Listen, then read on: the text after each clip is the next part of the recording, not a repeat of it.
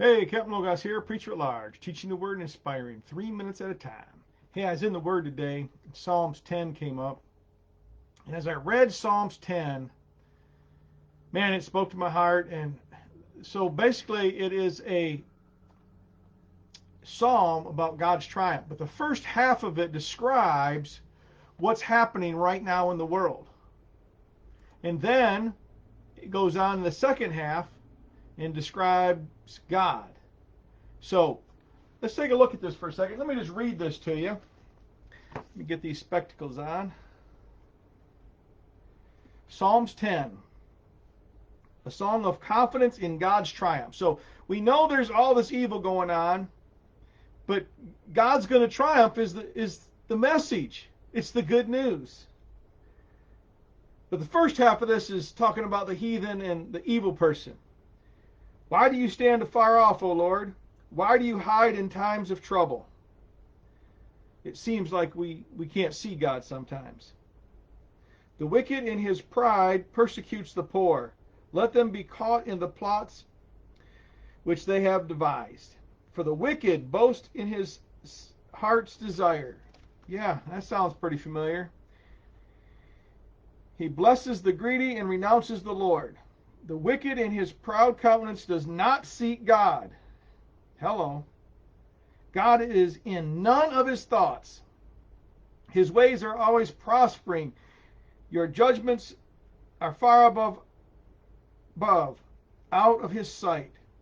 As for all his enemies, he sneers at them.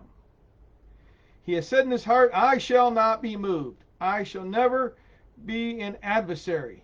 His mouth is full of cursings and deceit and oppositions. Under his tongue is trouble and iniquity. He sits in the lurking place of the village. In the secret place he murders the innocent. His eyes are secretly fixed on the helpless. He lies in wait secretly as a lion in his den. He lies in wait to catch the poor.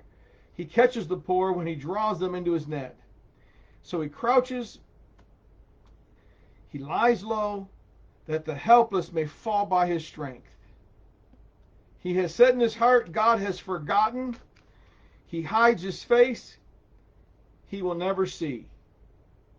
But then there's a change in the verbiage. Arise, O Lord. O God, lift up your hand.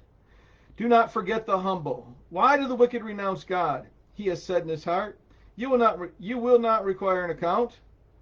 But you have seen, for you have observed trouble and grief, to repay it by your hand.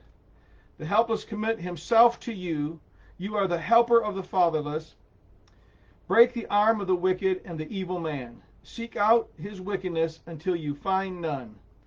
The Lord is king forever and ever. The nations have perished out of his lands. Lord, you have heard the desires of the humble. You will prepare their hearts. You will cause your ear to hear, to do justice to the fatherless and to the oppressed, that the man of the earth may oppress no more. God's going to triumph. There will be a time when there is no more oppression, but that's when Jesus comes back. So for now, hang in there. God's got this, and get your face in the Bible.